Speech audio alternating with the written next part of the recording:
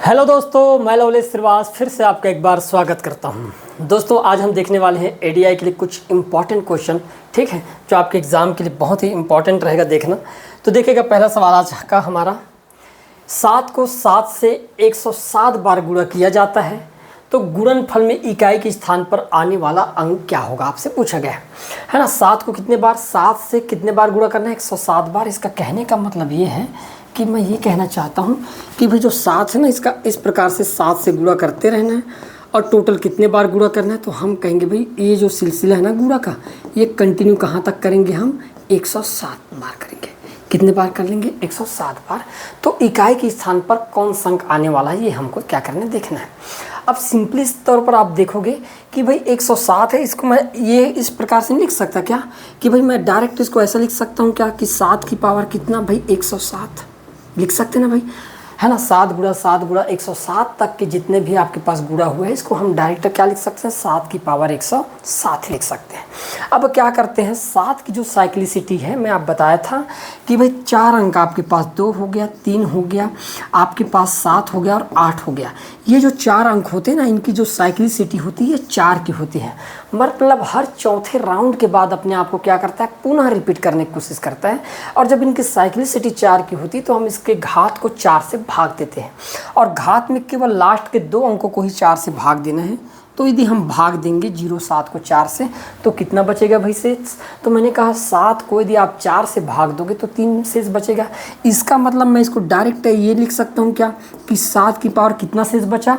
भाई हमने क्या किए, 7 को 4 से भाग दिए, तो 7 को जब 4 से भाग देंगे तो 4 एकम 4 बचा 3, तो जो शेष बचेगा उसी को हम क्या लगा देंगे, पावर में लगा देंगे।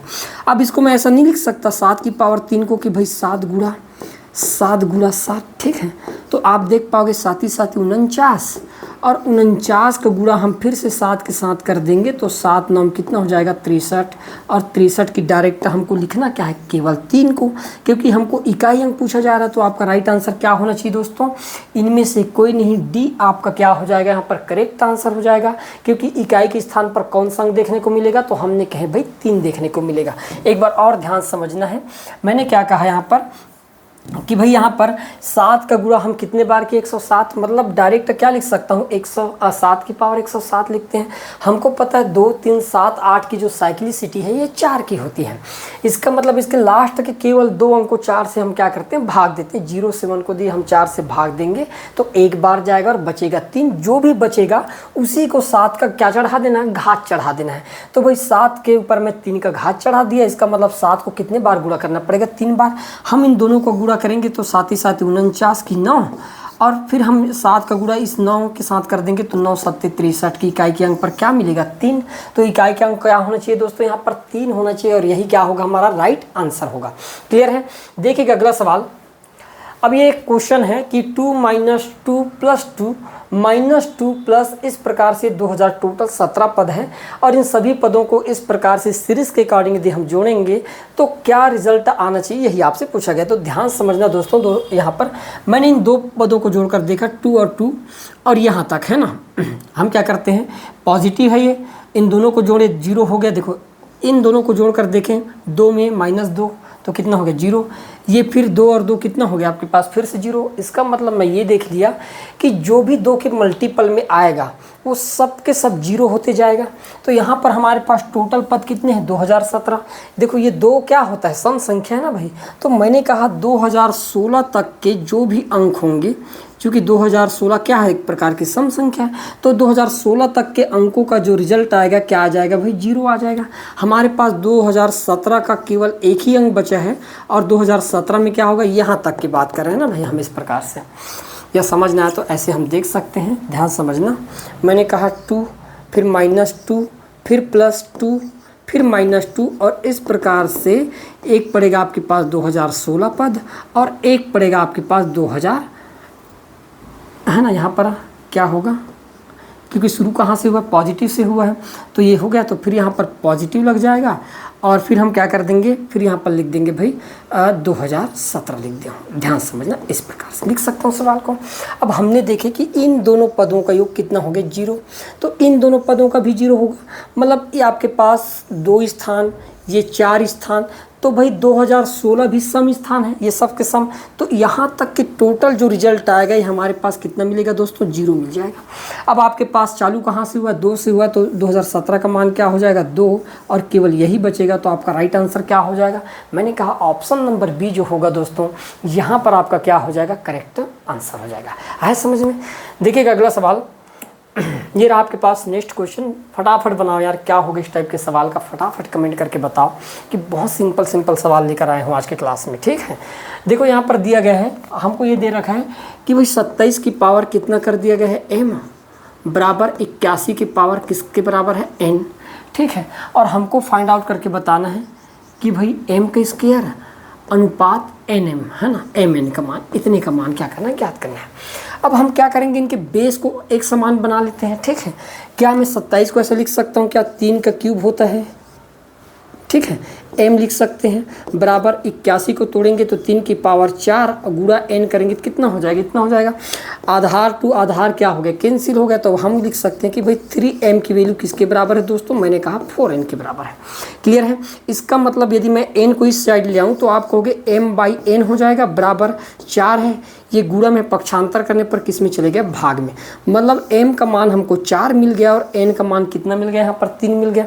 अब m का मान 4 है तो यहाँ पर हम क्या करेंगे, 4 का वर्ग कर देंगे, अनुपात m का मान आपके पास यहाँ पर 4 है और n का मान 3 है, तो गुणा आपस में कर देते हैं इस प्रकार से, ठीक है। अब आप देख पाओगे कि भाई जिसको हम लिखेंगे 4 को हम 2 बार लिख सकते हैं, 4 गुणा 4, अनुपात ये हो जाएगा आपके पास 4 गुणा कितना, 3। हमको तो अनुपात निकालना है, तो अनुपात निकालते टाइम हम क्या करेंगे कि भाई 1 4 से यहाँ से 1 4 कट जाएगा तो अनुपात क्या हो जाएगा, तो मैंने कहा 4:3 जो होगा यही हमारा क्या हो जाएगा, राइट अनुपात हो जाएगा। तो आपका राइट आंसर क्या होगा दोस्तों, ऑप्शन नंबर बी जो होगा ये हमारा क्या हो गया, यहाँ पर राइट आंसर हो जाएगा। है समझ में। देखिएगा नेक्स्ट सवाल, 1930 को एक पूर्ण वर्ग बनाने के लिए इसमें कौन सी सबसे छोटी संख्या को जोड़ा जाना चाहिए बोला गया। अभी 1960 है, 1930 जो है एक पूर्ण वर्ग नहीं है, है ना। आपको बताना है कि कौन सा अंक जोड़े कि ये पूर्ण वर्ग बन जाए।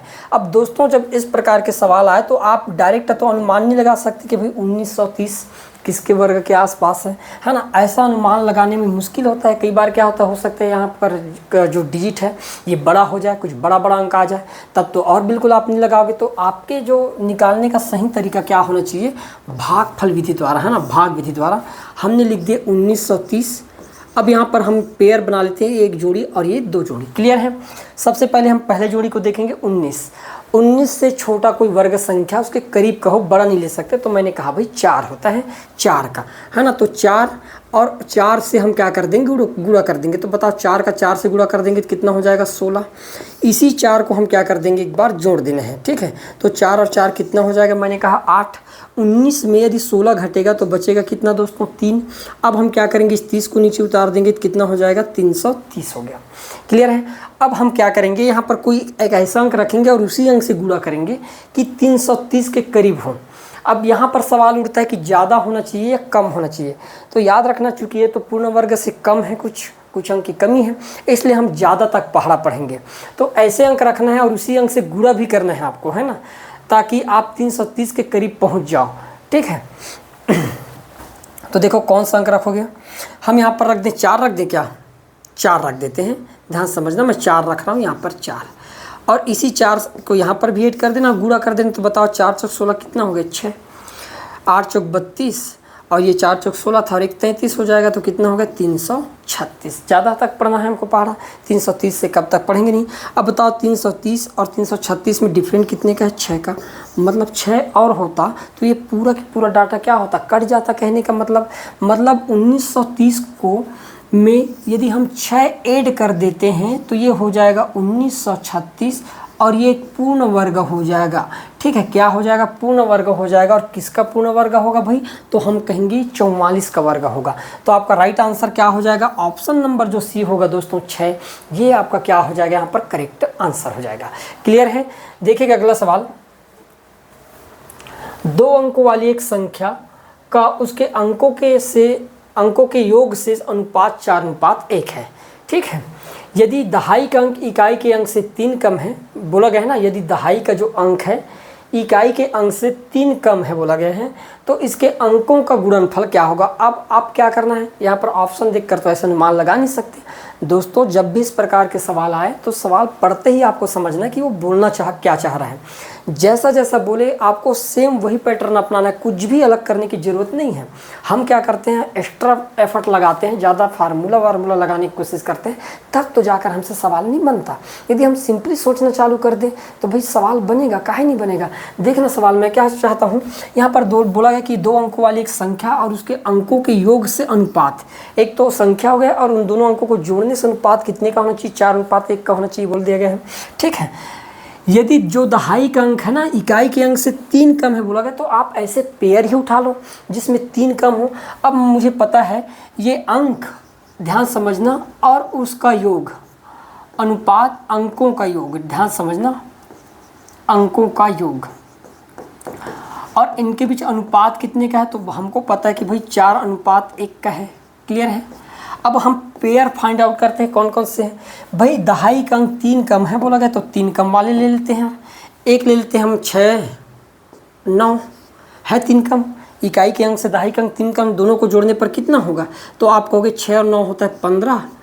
और ये 4 के अनुपात में है क्या, 1 और 4 के अनुपात में नहीं, 15 चौके 60 होना चाहिए था, यहाँ पर 69, तो ये हो ही नहीं सकता। दूसरा बात करते हैं और हम देख लेते हैं 5 और 8 रख लेते हैं। 5, 8 है 3 कम, जोड़ने पर कितना हो जाएगा 13, 13 चौके 52 होता है, यहाँ पर तो 58, ये भी गलत हो जाएगा। और ले लेते हैं 4 और 7 ले लेते हैं। ठीक है, तो आप 4, 7 लेंगे तो 3 का डिफरेंट है। अब यहाँ पर देख पाएंगे कि 4 और 7 को जोड़ेंगे तो कितना हो जाता है 11, 11 चौक 44 होता है, यहाँ पर गड़बड़ हो गया। ठीक है, उसके बाद हम ले लेते हैं 3 और 6 ले लेते हैं। अब देखो 3 और 6 को जोड़ने पर कितना हो जाएगा, तो हम कहेंगे भाई 9 होगा। और 9 चौके क्या 36 होता है, बिल्कुल होता है ना भाई, 9 चौके 36, ये हो गया। आपके पास एक 36 अंक था और उनका योग कितना है 9। क्लियर है दोस्तों यहाँ तक। अब आपको पूछा क्या गया है, तो ये जो अंक है इनके अंकों का गुणनफल कितने का होगा बोला, तो बताओ 3 और 6 का आपस में गुणा कर देंगे तो कितना हो जाएगा मेरे प्यारे भाई, तो 3 छक्के 18। ऑप्शन नंबर जो बी होगा दोस्तों, ये हमारा क्या हो जाएगा यहाँ पर राइट आंसर। ये होना चाहिए बनाने का तरीका आपका। सवाल कुछ भी रहे, कैसा भी दे, आप फार्मूला नहीं, आपको एफर्ट लगाना नहीं है ज़्यादा, है ना, बल्कि आपको सवाल को बिल्कुल स्मूथली आपको क्या करना है, सॉल्व करना है। क्लियर है। देखते हैं नेक्स्ट सवाल। देखिएगा अगला क्वेश्चन, बहुत सिंपल सवाल है। स्कूटर और टीवी की कीमतों का अनुपात दे रखा है भाई 5:4 है। यदि स्कूटर की कीमत टीवी की कीमत से 4,000 रुपये अधिक है तो टीवी की कीमत क्या होगी। सीजी व्यापम में पूछा गया सवाल है। बच्चा बता सकता है, चाहे कि केनिया के भी बच्चा से पूछोगे ना तो इस सवाल को बता देगा। क्लियर है। अब देखो कैसे बनाना है। आपको यहाँ पर बोल दिया गया कि स्कूटर और टीवी, हमारे पास एक स्कूटर है भाई, स्कूटर, अनुपात हमने क्या कर दिया, टीवी कर दिया। ध्यान समझना, टीवी। ठीक है, अनुपात क्या दे रखा है 5:4, 5 क्या है 4 दे रखा है। ठीक है, यहाँ तक कोई इशू नहीं। अब बोला गया कि स्कूटर की जो कीमत है टीवी से कितना ज़्यादा है, 4,000 ज़्यादा है। अब एक चीज़ बताओ, यदि 4,000 ज़्यादा है तो मैंने कहा कि भाई 4 से 5 कितना ज़्यादा है। यहाँ पर अनुपात में देख लेते हैं ना कितना ज़्यादा है, तो आप कहोगे 5 भाग स्कूटर का मूल्य और 4 भाग टीवी का मूल्य, मतलब स्कूटर का जो मूल्य है टीवी के मूल्य से 1 भाग ज़्यादा है कि नहीं है। और ये 1 भाग कितने रुपए के बराबर है, 4,000 के बराबर। मतलब मैं लिख सकता हूँ 1 का मान आपके पास 4,000 के बराबर है। 1 का मान 4,000 है। हमसे क्या पूछा, टीवी की कीमत, तो टीवी की कीमत तो 4 है। जब 1 का मान 4,000 हो सकता है तो 4 का मान कितना हो जाएगा, तो आप कहोगे 4 चौके 16,000। तो आपका राइट आंसर क्या होना चाहिए दोस्तों, 16,000। ऑप्शन नंबर जो डी होगा दोस्तों, ये हमारा क्या हो जाएगा, करेक्ट आंसर हो जाएगा। आए समझ में भाई, बहुत सिंपल है। 1 का मान 4,000 तो 4 का मान भाई 4 चौके 16,000 होगा कि नहीं होगा, बिल्कुल होगा। तो यही आपका क्या हो जाएगा, करेक्ट आंसर हो जाएगा। देखिएगा अगला सवाल। 6 सदस्यों वाले किसी परिवार की औसत आयु 22 वर्ष है बोला गया है। यदि सबसे छोटे सदस्य की आयु 7 वर्ष हो तो इस सदस्य के जन्म के समय परिवार की औसत आयु क्या थी। आपको क्या करना है, बताना है। ठीक है, ठीक है, परिवार के, है ना, जन्म के समय औसत आयु क्या है, यही हमको क्या करना है, फाइंड आउट करके बताना है। तो भाई सिंपल सी बात है, हम ये कर लेते हैं। ठीक है, 6 सदस्यों वाले किसी परिवार की औसत आयु 22 वर्ष दिया गया है। मतलब भाई 6 गुणित हम कितना कर देंगे, 22 कर देते हैं।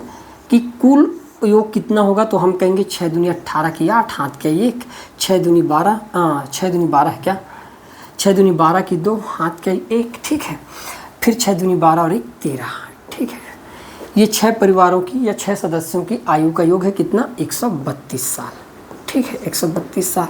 अब यदि मान लो 5 सदस्यों का निकालना है, तो मैंने कहा 5 सदस्य का जब निकालूंगा तो 5 सदस्य का निकालते समय हम एक चीज़ कर सकते हैं कि भाई एक नहीं तो छोड़ कर चले गए, है ना, निकाल दिए हमने सबसे छोटे सदस्य।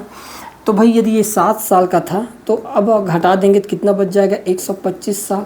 मतलब जो शेष 5 सदस्य है, इन 5 सदस्यों का जो उम्र है इनका योग कितना होगा, 125 साल होगा। तो औसत कितने का होगा, तो मैंने कहा भाई तो फिर तो औसत यदि हमको निकालना है तो औसत बराबर हम लिख सकते हैं कि 125 बटे क्या कर सकते हैं, 5। तो आप कहोगे कि कितना साल आ जाएगा, 25 साल आ गया। तो 5 सदस्यों की औसत आयु कितने साल की है, 25 साल की है। अब बोला गया है तो 7 वर्ष हो तो इस सदस्य के जन्म के समय, जो जन्म हुआ होगा तो सबकी आयु अभी 7 साल का है, ठीक है, सबसे छोटा सदस्य। अब उसके जन्म समय की बात करें तो सबके आयु को 7 साल कम करना पड़ेगा। तो हम सबके आयु में 7 साल कम कर देते हैं। तो बताओ पहले 25 था, 7 कम कर दे तो कितना था एक्चुअल में, उनका औसत 18 साल था। और यही हमारा क्या हो जाएगा दोस्तों, करेक्ट आंसर हो जाएगा। बहुत सिंपल सवाल था, है ना।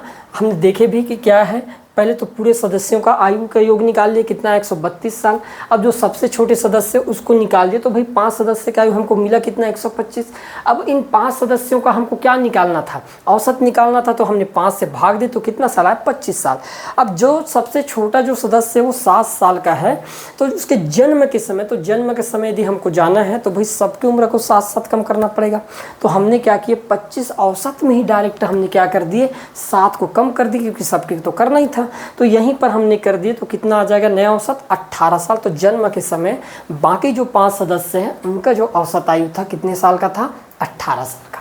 क्लियर है। देखिएगा अगला क्वेश्चन, ए, बी और सी, ठीक है, एक कार्य को 20, 30 और 60 दिनों में कर सकते हैं।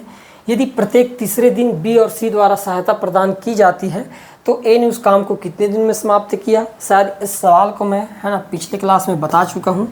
कमेंट करके बताइएगा कि इसका आंसर क्या है। ये आप लोगों के लिए होमवर्क है भाई, है ना, होमवर्क है। फटाक से बनाकर बताना कि इसका आंसर क्या होगा।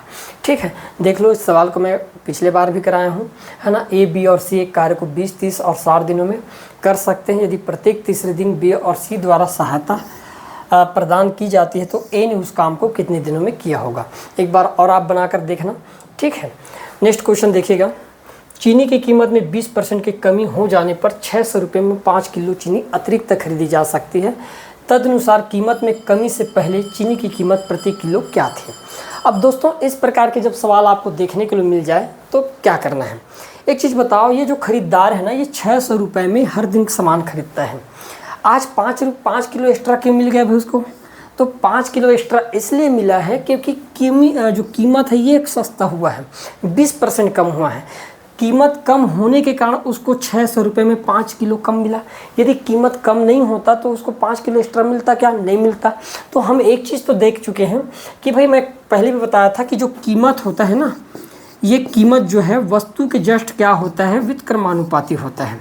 इसका क्या मतलब है भाई, हमने तो हर दिन 600 रुपये लेकर ही जाना है, ठीक है, सामान खरीदे। आप देख पाओगे कि जिस दिन सामान सस्ता होगा उस दिन आप ज़्यादा खरीदोगे। मतलब यदि कीमत कम तो वस्तु ज़्यादा मिलेगा आपको, और कीमत ज़्यादा होगा उस दिन आपको उसी पैसे में आपको कम सामान खरीदने को मिलेगा। मानते हो आप चीज़। यहाँ पर भाई 20% की कम हुई है। तो अब हम देख लेते हैं यहाँ पर क्या करना है कि भाई ये हमारे पास कीमत है और ये वस्तु है, ठीक है, ध्यान समझना। ये प्रारंभिक प्राइस और ये वर्तमान या घटा हुआ प्राइस रख देते हैं। अब पहले 100% था कीमत, 20% कमी हो गया, मतलब 80% हो गया। अब भी बताया हूँ कि भाई उल्टा करके आपको जमाना है, 20 चौके 80 और ये 20 पंचे 100।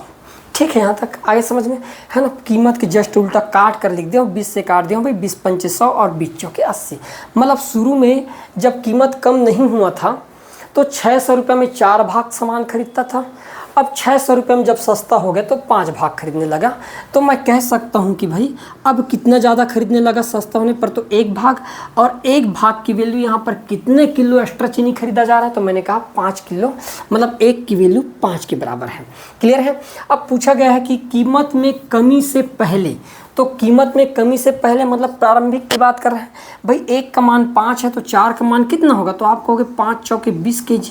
मतलब शुरू में कितने किलोग्राम खरीदा जाता था, 20 किलोग्राम खरीदा जाता था। कितने रुपए में खरीदा जाता था भाई, 600 रुपये में। यदि आप 20 kg खरीद कर लाओगे तो 1 किलो का कितना पड़ेगा, तो मैंने कहा 20 दूनी 40 और 20 दिया कितना होता है 60। मतलब 1 kg का कितने रुपये पड़ेगा, 30 रुपये पर kg।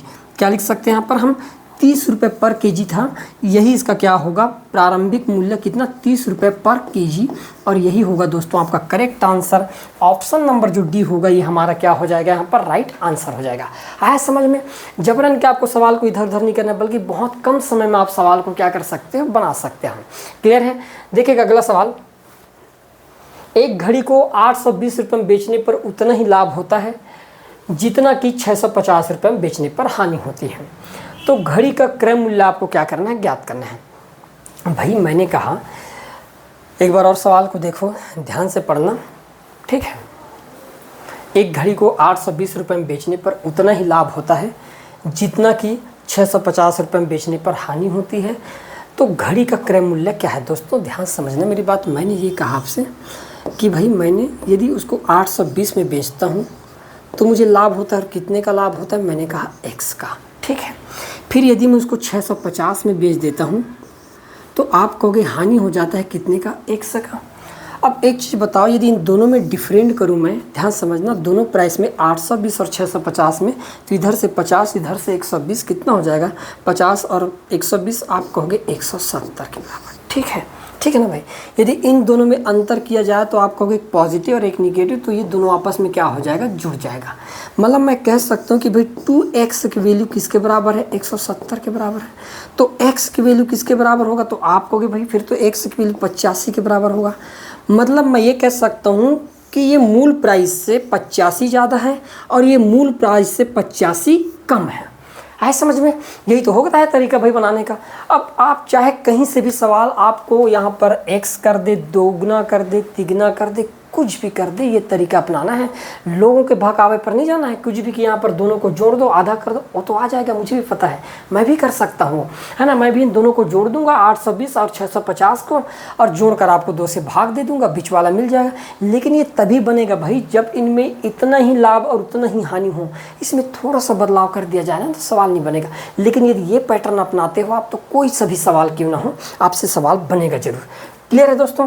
अब हम क्या करेंगे, मैंने कहा 820 85 से ज़्यादा और 650 85 से कम है ना। तो मैंने कहा क्रय मूल्य निकालना है, तो यहाँ पर मैं जोड़ देता हूँ यार, कम है वहाँ पर जोड़ेंगे।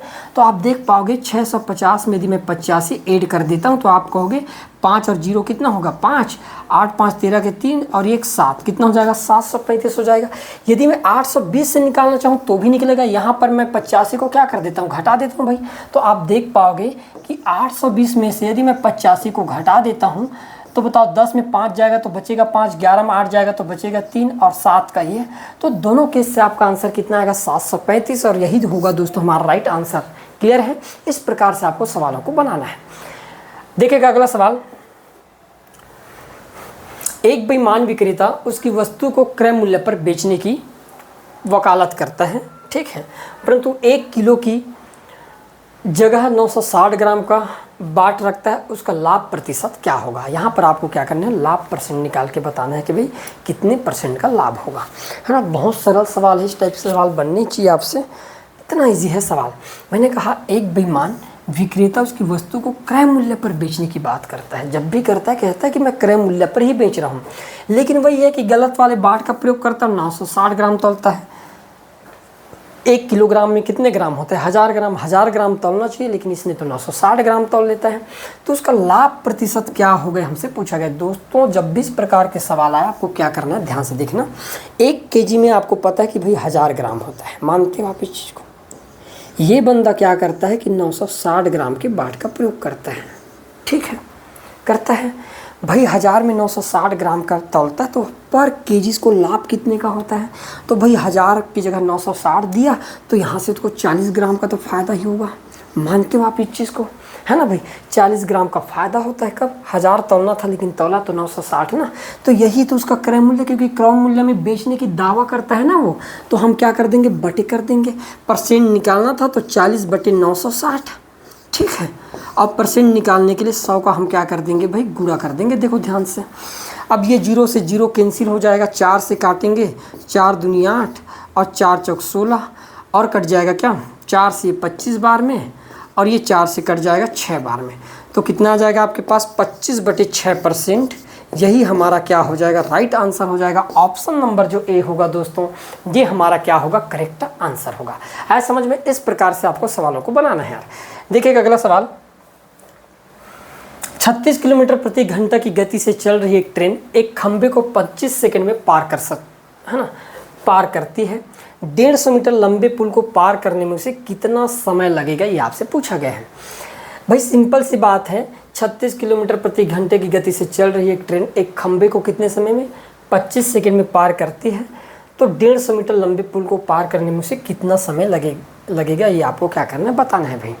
अब हमको एक चीज़ तो पता है कि ट्रेन की चाल दे रखा है 25, है ना, 25 किलोमीटर प्रति घंटा की चाल से चलती है और एक खंबे को 25 सेकंड में भी पार कर लेती है।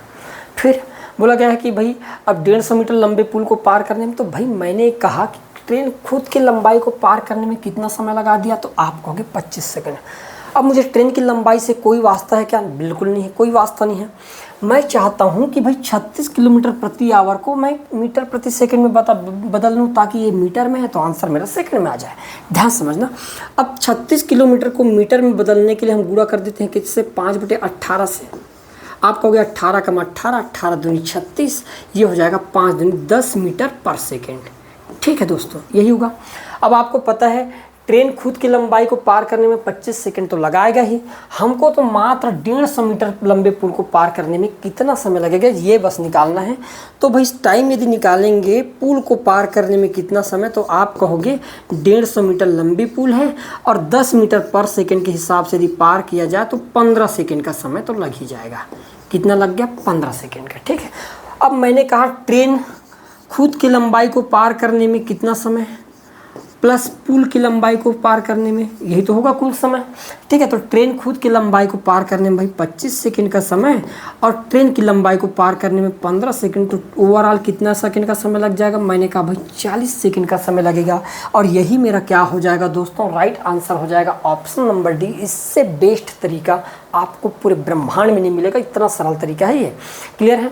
जबरन के लोग यहाँ पर ट्रेन की लंबाई निकालते फिर जाके आपको ये सब बनाने को मिलता है। ठीक है, तो ऐसा कुछ करने की ज़रूरत नहीं। देखिएगा अगला सवाल, ये बिंदु ओ त्रिभुज ABC का अंतः केंद्र है बोला गया है। ठीक है, तथा एंगल ए का मान 30 डिग्री है, तो एंगल BOC का मान आपको ज्ञात करना है। हमको क्या चाहिए यहाँ पर कि भाई ये वाला एंगल आपको क्या करना है, ज्ञात करके बताना। अंतः केंद्र एन सेंटर, और अंतः केंद्र में याद रखना, अंतः केंद्र में ये जो होंगे हमेशा एंगल बाइसेक्टर होंगे। ये अल्फा होंगे तो ये भी अल्फा कोण, और ये अल्फा होंगे तो ये भी आपके पास अल्फा डिग्री कोण बनेगा।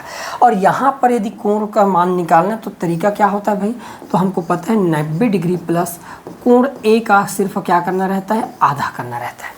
ठीक है, अब यदि यही फार्मूला है हमारे पास, तो यहाँ पर देखते हैं कि कोण ए का मान दिया कितना है। हमको तो कोण BOC का मान निकालना था, बराबर हम लिख देंगे भाई 90 प्लस कोण ए का कितना, आधा लिख देंगे। बताओ 90 डिग्री प्लस कोण ए का मान कितना है, 30 डिग्री, तो 30 का आधा कितना हो जाएगा, आप कहोगे भाई 15, तो 90 प्लस 15 कितना हो जाएगा, मैंने कहा 105 डिग्री। तो BOC का मान कितने डिग्री का होगा दोस्तों, 105 डिग्री का होगा। ऑप्शन नंबर जो सी होगा ये हमारा क्या होगा, करेक्ट आंसर हो जाएगा। क्लियर है? देखिएगा अगला क्वेश्चन ये रहा, एक आयताकार मैदान की लंबाई उसकी चौड़ाई से 7 गुना ज़्यादा है बोला गया है। 7 गुना ज़्यादा है बोला गया है, चौड़ाई से 7 गुना ज़्यादा है। यदि मैदान का क्षेत्रफल 252 वर्ग मीटर हो तो लंबाई आपको क्या करना है, ज्ञात करके बताना है। ठीक है, अब ध्यान से देखना। अब हमको पता है कि क्षेत्रफल का फार्मूला क्या होता है, तो क्षेत्रफल का फार्मूला होता है आयत के क्षेत्रफल का। यदि मैं कहूँ आयत का क्षेत्रफल, तो फार्मूला क्या होता है, तो हमको पता है लंबाई गुणित क्या होता है, चौड़ाई होता है। क्लियर है दोस्तों, ये होता है। अब बोला गया है एक आयताकार मैदान की जो लंबाई है ना, चौड़ाई से कितना अधिक है, 7 गुना ज़्यादा है। मतलब मैं लिख सकता हूँ लंबाई जो होगा ये आपके पास 7 100 होगा, तब ये चौड़ाई आपके पास 100 होगा 7 गुना। क्लियर है। आयत का क्षेत्रफल दे रखा है, इसको मैं थोड़ा सा रीअरेंज कर लेता हूँ। 7 और इसका गुणा करेंगे तो कितना हो जाएगा, 7x की स्क्वायर हो जाएगा। और क्षेत्रफल किसके बराबर है, मैंने कहा 252 के बराबर है। ठीक है दोस्तों, अब देखो 7 से कट जाएगा, 7 × 21 बच गया 4, 7 × 6 = 42। x स्क्वायर की वैल्यू किसके बराबर आ गया, 36। तो x का मान किसके बराबर आ जाएगा, तो हम कहेंगे √36 बराबर किसके बराबर आ गया, 6 के बराबर। ठीक है, हमको क्या पूछा गया है, तो लंबाई पूछा गया। और लंबाई कितना मान के चले हैं, लंबाई तो हम 7x मान है। x का मान हमारे पास कितना है, 6 है। तो 7 × 6 कितने मीटर के बराबर होगा, तो 7 × 6 = 42 मीटर के बराबर होगा। यही हमारा क्या हो जाएगा, right answer. Option number B जो होगा दोस्तों, ये क्या होगा, करेक्ट आंसर हो जाएगा। आए समझ में, इस प्रकार से आपको सवालों को बनाना है भाई। देखिएगा अगला क्वेश्चन, ये लास्ट सवाल है आज की क्लास का हमारा, है ना।